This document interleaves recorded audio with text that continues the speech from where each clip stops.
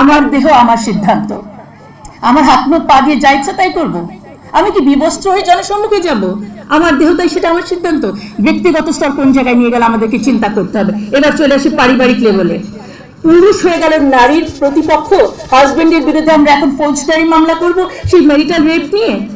এই যে দাম্পত্য কলহে আরেকটা নতুন ইস্যু কিন্তু ঢুকিয়ে দিলেন। এটার শত্রু হয়ে গেল হাজবেন্ড। এবার আসেন, সম্পদের যতটুকু আমরা পাওয়ার কথা ছিল ওটাই পাই না। নারীরা বাবা এবং ভাইয়ের সাথে সেটা নিয়ে কিন্তু অনেক ভাইদের সাথে অনেক ধরনের কলহ আছে। এখন আপনি আমাকে আরো 1 ডিগ্রি বাড়িয়ে দিলেন, মানে পরিবারে হাজবেন্ড ভাই বাবা সবাই এখন আমার শত্রু হলো। এবার চলে আসি সমাজ লেভেলে। সেখানে কি হলো? পতিতাবৃত্তিকে করে দিলেন আপনি লিগ্যাল পেশা হিসাবে। একদিকে স্বামীর বিরুদ্ধে আমরা দিব ফৌজদারি মামলা ম্যারিটাল রেপের, বেচারা কেন তখন সংসার করতে যাবে? উনি তো পতিতালয়ে চলে যাবেন, সেখানে তো আর মামলা খাওয়ার কোনো ভয় নাই। এবং ইদানিং আমাদের অনেক ছাত্রীদেরকে আমরা বিভিন্ন হোটেলে দেখা যায় ধরা পড়ছে পুলিশের কাছে। এটাকে যখন আপনি লিগ্যাল করে দিলেন, তারা পার্ট টাইম টিউশনের মতো এটাতে চলে যাবে। তখন কোনভাবে সামাজিক নৈতিকতার জায়গাটিকে আমরা ধরে রাখবো? একইভাবে শিক্ষানীতি নিয়ে অলরেডি কথা হয়েছে, বলা হয়েছে শিক্ষানীতি 2010-কে আধুনিকায়ন করা এবং যৌন সম্মতি বিষয়ক বিবরণীগুলো যেন ইনক্লুড থাকে।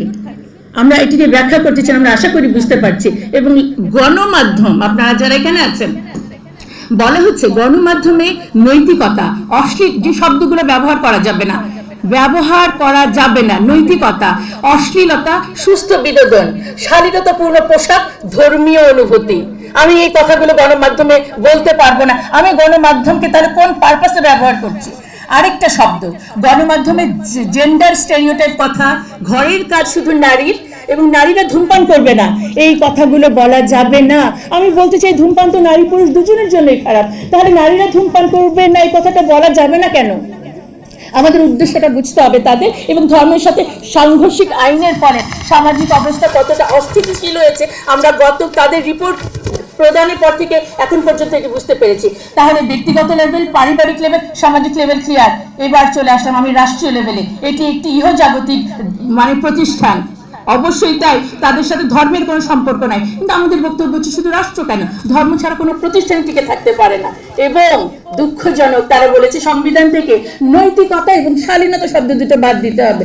বাকি আর থাকলো কি আমাদের? দেখেন, আসন বাড়িয়ে মানে যে আপনারা দেখবেন যে 300 আসনকে বাড়িয়ে 600 আসন করতে বলেছে। হ্যাঁ, তার মানে কি মমতাজ এবং শ্রমিক আসাদের সংখ্যা আরো বাড়বে। এটা কোয়ান্টিটেটিভ ডেভেলপমেন্ট এবং এটা আই ওয়াশ, যেটা আমি বলেছি যে স্থান পরিবর্তন করে সংখ্যা বাড়িয়ে আসলে কোনো ধরনের নারীর ক্ষমতায়ন অবশ্যই হয় না, সেটা গুণগত মানে হতে হবে।